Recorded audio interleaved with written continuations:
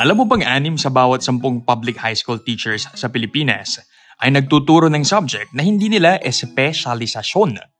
Ang resulta, mas mababang kumpiyansa ng guro, mas mabagal ang pagkatuto ng estudyante, at kulang sa lalim ang mga diskusyon sa klase.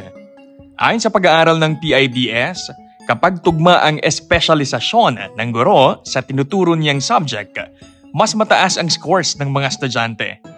Kaya't iminumungkahi ang mas mahigpit na pagtutugma ng subject at teacher specialization mula recruitment hanggang training.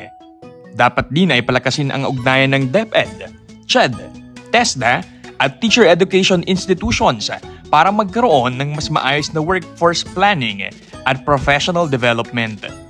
Kung gusto nating gumaling ang ating mga estudyante, siguraduhin nating ang nagtuturo sa kanila ay nasa tamang subject. Tamang teacher, tamang subject, tamang direksyon para sa edukasyon.